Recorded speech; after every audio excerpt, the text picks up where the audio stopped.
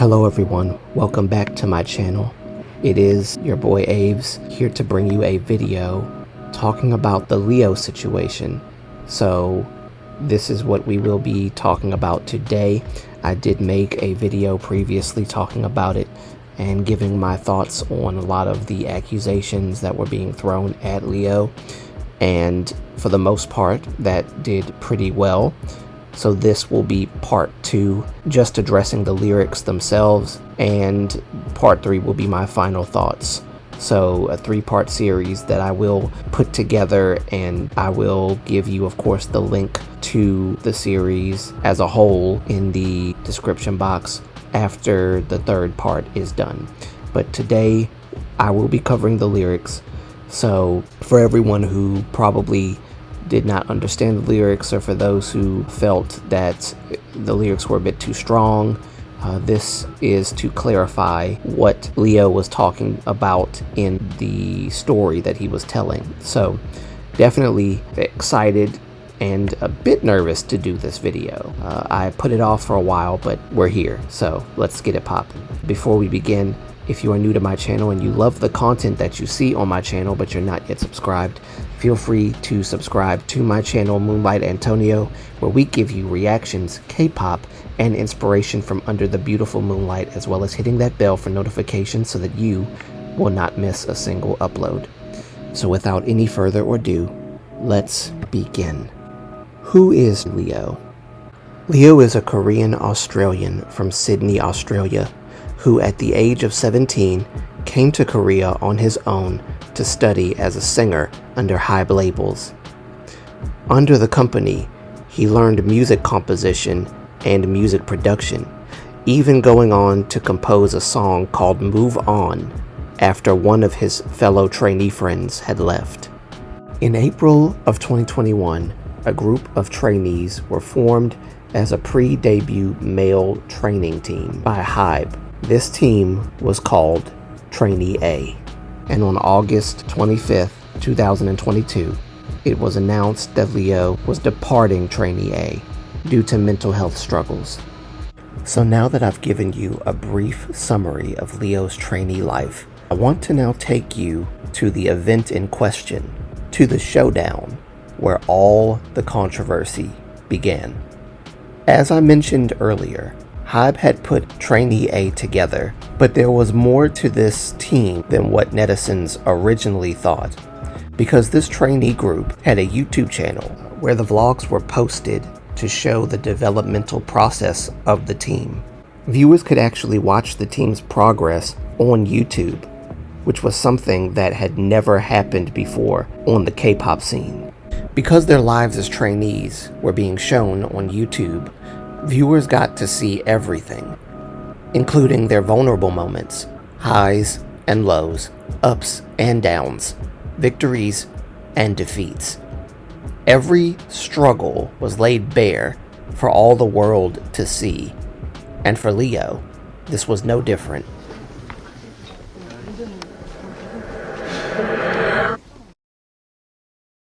So now I want to touch on the showdown that took place. Showdown was an event that all of the trainees would participate in, and it basically was the trainees showcasing their talents in singing, dancing, rapping, etc. Well, at this point, Leo had only participated in 5 showdowns. Now, as to how many showdowns they've actually had, I don't know, but in Leo's case, he had only participated in 5. So this showdown number 6, was going to be his 6th time. Now, to my understanding, I don't think you are required to participate in the showdowns. However, I think it is a really good opportunity to hone your skills on the stage and to show your capabilities being solo. And I think the showdowns give a really good opportunity and a learning experience to the trainees in that sense. And so I think that is why Leo took the challenge head on. Prior to the sixth showdown, however, Leo had prepared 3 songs to perform. Okay, so I want to make a quick correction on the showdown info. So basically, it is a competition and you do actually win. I don't know how exactly it's decided who wins or who loses, but apparently if whoever is judging or assessing you thinks that your performance is the best, you do actually win the competition. So it is a competition. It's not just an opportunity to hone your abilities. It's and in both. As I promised in the previous video, I stated that I would give you from his own words the truth of what really took place. So I am now going to read to you Leo's words from that entire vlog. So let's get into it. It starts off, "Hello, it's Leo. It's Sunday night. I finished the song that I started today for Showdown. Today is the day before the showdown. Tomorrow is Wednesday. This is the 6th showdown. I participated from the first showdown. It's kind of amazing that it's already the 6th showdown. What's new in this showdown is that we might do stages or performances with the trainees in other labels. It's new because it was always between our company. Now we will perform and compete with trainees from other labels. There is pressure too. I have to perform well as I'm meeting them for the first time. I don't know them really well. I have to perform well as it's the first meeting. For the showdown, I've started the song today and I've finished it. I haven't just prepared 1 song, but 3 songs. The first song that I've prepared is kind of calm, kind of like an R&B. It has a vibe of slow jam. The thing is, this is my 6th time doing solo. I've already done it 5 times before. I have only won once until now. I wonder why I didn't win. I think it's because I was too focused on my rap. I think something was lacking in my performance, be it stage manner. I think I lacked these points. I started 3 songs today, wrote it, recorded it, and wrapped it up today. It's morning now. I think it's okay. I think I will definitely win this time, as long as I don't mess up the lyrics.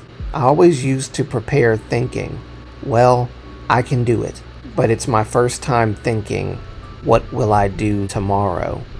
Anyways, I'm worried. The lyrics, I can't memorize the lyrics. I'm in trouble. What do?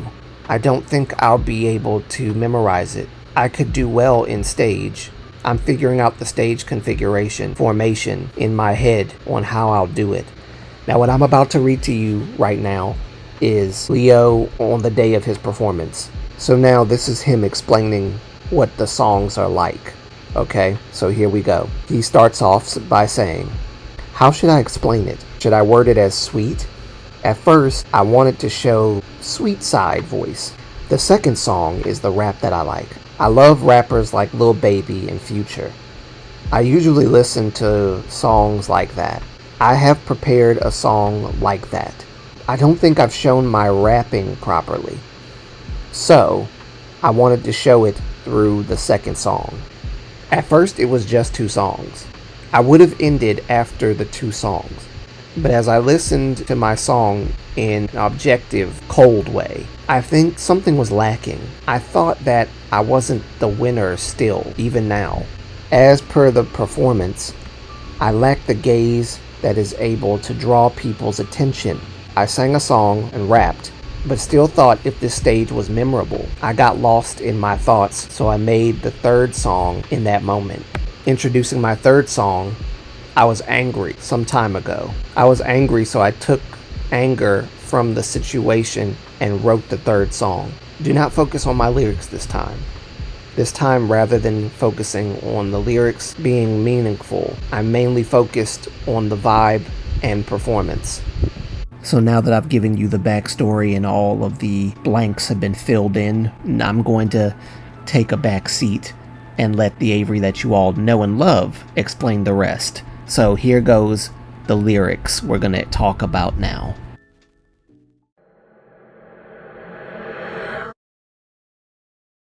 She be trying things that she thought was cheap. now she on those things she gonna get for sure. I've been trying to please everyone I see, but every time I see, it's like I'm getting on shows. Yeah, I need a remedy. Saw their IG, it was something. I let it get to me. Gotta admit, I got pains in my chest. 20 on the block, and I can't never get no time to say. All these girls, now I'm going too deep. I thought love way before there was we. Girl, let go before you kill me slowly. Thought it was love, it wasn't to be. So I'm sure you guys can get what's going on here. This isn't the first girl that did this to him, I feel like. She basically spends his money on things that are expensive for him, but cheap for her because she's not buying them. He is. She's not using her money, she's using his money. And because she knows that he will buy anything for her, she'll constantly keep doing it. Like bleeding him dry, basically. When he's around others, he feels like he can't be himself because he's trying to please everyone. Maybe he's like this with everybody, his friends and everything. I've been trying to please everyone I see. Everyone I see. So maybe it's not just friends. Maybe it's like everybody that he comes in contact with because he has such a kind nature to him. And he's just that kind of guy that he would just do anything for someone because that's just the kind of person he is. But the way that he kind of presents himself is like he has stacks of money, like he's got money, like so much money, that he can just do all this stuff for all these people. And I think that's an open door for someone to manipulate someone. He feels like he's always going deep into a relationship and giving it everything he has. Could also mean that because he gives everything, he ends up in deeper trouble, probably financially as well, to the point that he feels that he can't get out or break free from the shackles of this situationship. He was in it for love, and he thought about being in love way before he got with her. Before it was we, I thought about love, is what he's saying. So I wanted love before we ever got together. Love was on my mind. At the end of the day, she was not interested in him. She was interested in what he had, his possessions, his money, which is like heavily reiterated with that girl, let go before you kill me slowly. I feel like I'm dying because of how you're bleeding me dry, but you're also taking everything from me. Not just money, but like my time. Like I'm doing all of this stuff for you, and it's exhausting me. It's mentally and emotionally draining. And that's pretty much the gist of that song. So that's the first song. Okay, so we're gonna move on to the second song. Now the second song, I'm not gonna go in too much detail about the second song, all right? But the second song's, the gist of it is basically he has money and she played him because of it. And he kind of talks about it. I'm a ball, I'ma have it. The money. I got these stacks. He's referring to the girl now. Done played with me. Yeah, apparently it's not just one girl. So this has happened many times in relationships, I guess, in this fictional story, because that's what this is, a fictional story. So that's basically what the third song is about. Now, I read you some of it, especially with the girl being called a bitch and stuff, because he's getting angry. Okay, he's getting angry because he's got money and he's starting to realize this chick is not for me and she's taking advantage of me. So the last song was Let Go of Me before you kill me slowly, because you're emotionally draining me, you're financially draining me, you're psychologically draining, like you're draining me. You're sucking the life out of me and my resources. And now this song is saying that she knows I have stacks, so that's why she's doing what she's doing. And she played with me. And apparently, the third song is going to shed more light on this little story. So here we go.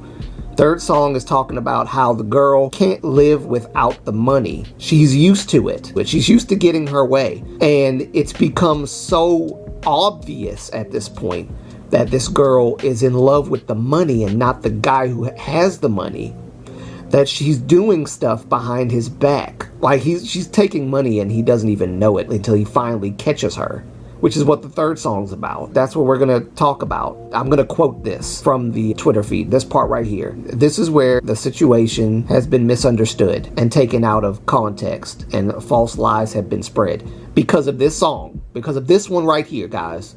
Okay, first of all, they didn't take in consideration to the first two songs that we just talked about. So we're gonna talk about this one now. I'm gonna read from this Twitter thread, this part right here as well, because this is very important, guys. Very important. This is exactly what I found as well.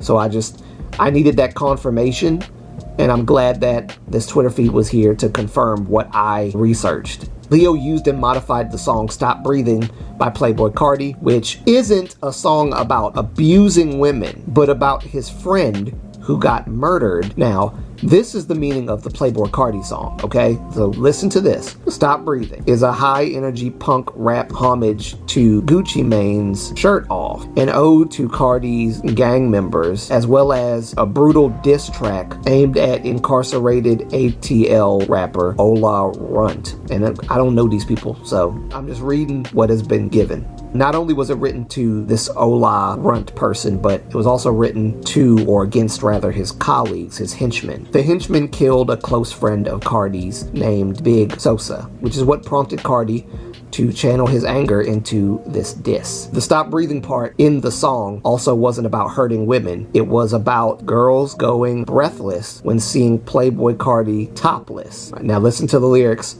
This is Playboi Carti's stuff. I take my shirt off and all these hoes stop breathing. What? Yeah. Yeah, what? Breathing. Bees stop breathing. Yeah, breathing. Yeah, breathing. What? I think that bee's not breathing. What? Breathing. Yeah, breathing. Hey, bees stop breathing. What? Breathing. Yeah, breathing. Hey, I think that bee not breathing. What? Now, I read that in a silly way, but this is the wrap up today. I'm not really into this stuff. I'm not. I guess that's the chorus of Stop Breathing, right? That's the chorus. So here's the context of Leo's using some of this stuff in his third rap, okay?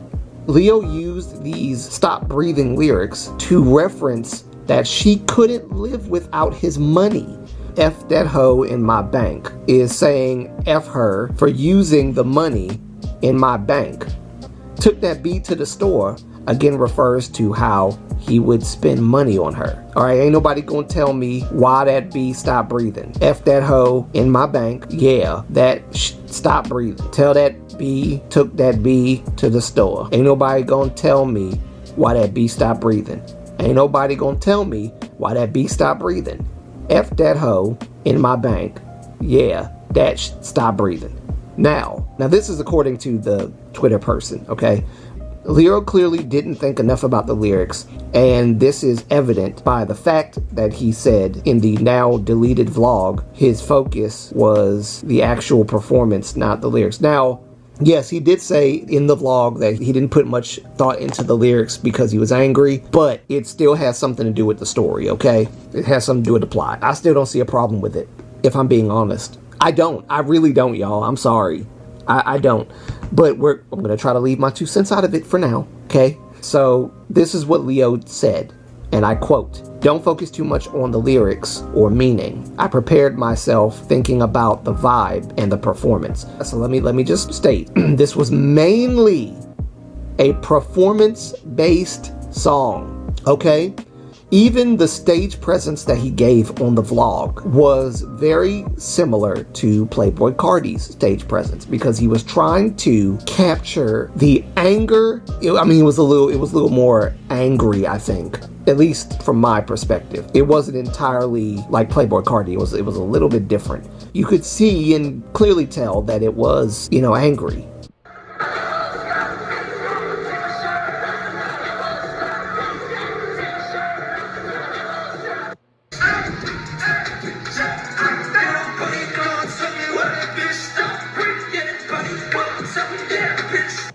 He did, of course, at the end, he apologized after upsetting a lot of people because a lot of people said that it was misogynistic and all that stuff. I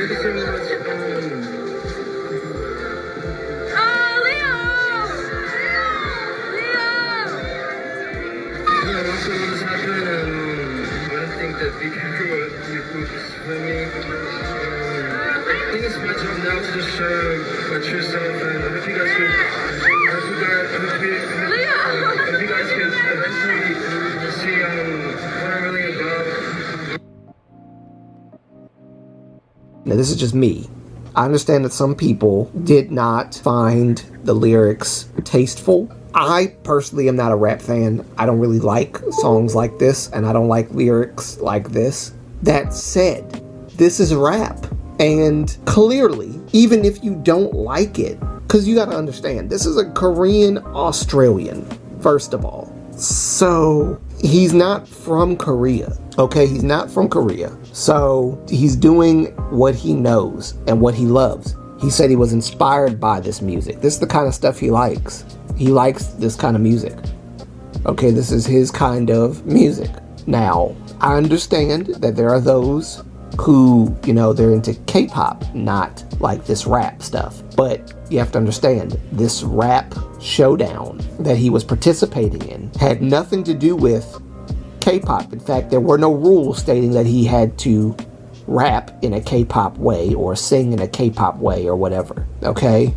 There were no rules stating that. If there were rules stating that, then he would have had a different struggle. Pretty sure he would have had a different struggle.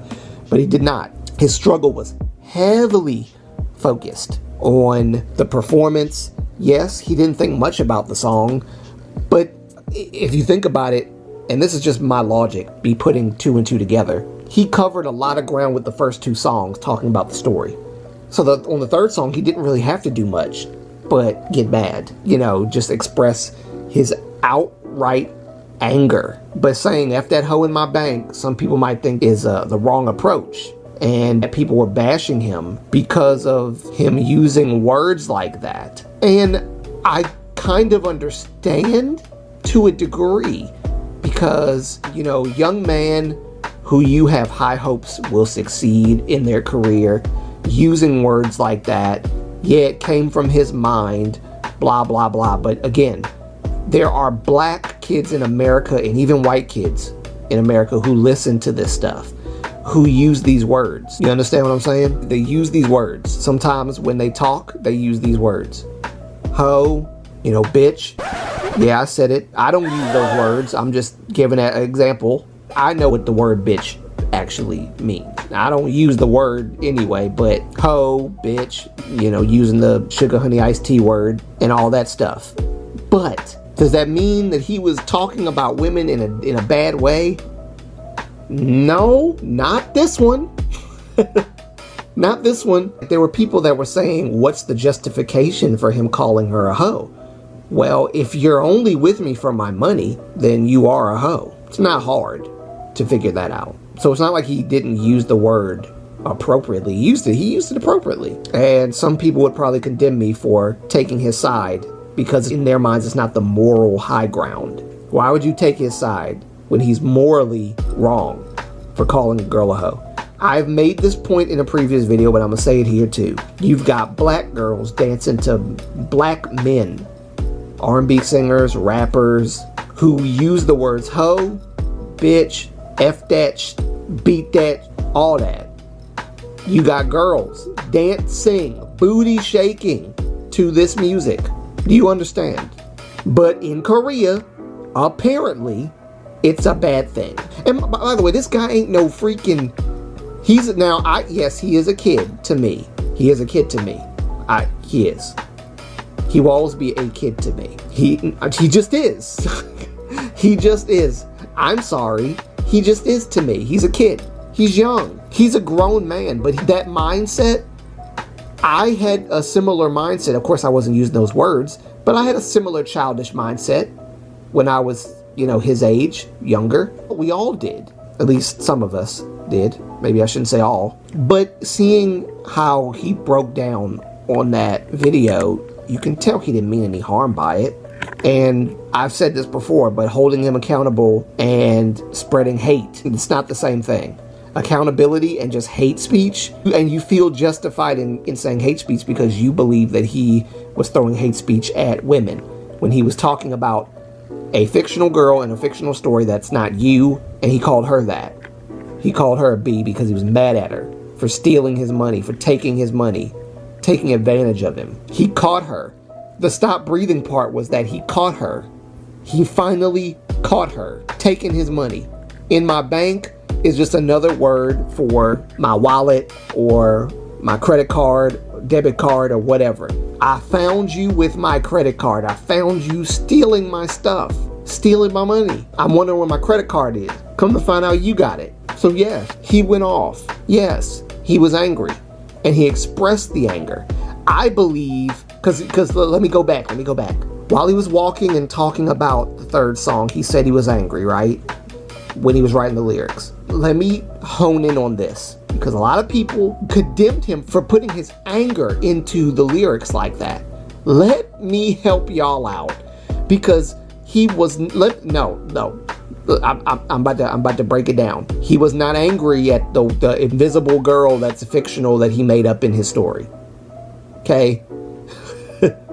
He just put the anger in the song towards her because all three songs are about her. Okay? He was think about what a trainee has to go through, and you tell me if he has a right to be angry or not. Now, you can argue morally or whatever, whether it was right for him to put his anger in the song or not in that way. You can argue that. That's fine. Okay? I'm not arguing that point. Not right now. I'll argue it later because I do have an argument for it. In fact, I've argued it already on my video, so I hope you watch my first video about it. But I have a feeling I'm going to reiterate a lot of stuff. So just bear with me. He talked about so many things regarding the video, the vlog, the three songs. He talked about all that. Gets to the third song, he says he was angry when he wrote the lyrics. Don't mind the lyrics. I was angry. Just pay attention to the performance. I focused on the performance, so pay attention to that. That's what I'm honing in on. Now, people got it wrong about where his anger was. He actually explained it in the video. He said he was on a time crunch. He had to write 3 songs. Well, he had to write a song, but he kind of put an extra pressure on himself and wrote 3 because he wanted to showcase all of his capabilities and his personality and everything. He wanted to put that in a song, but he was on a crunch time. He had a lot of stuff to do, taking into account also that he was producing music and stuff, and he was like trying to get the music right and everything. He prepared the song, but you could hear in the background track his voice. It's his voice.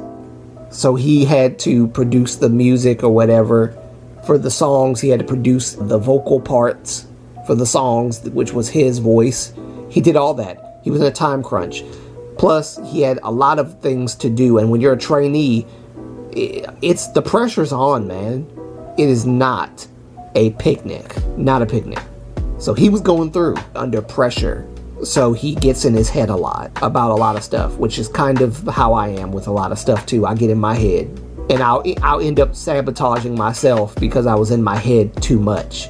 And I think I could argue that that's what happened to him. But I do want to also argue this.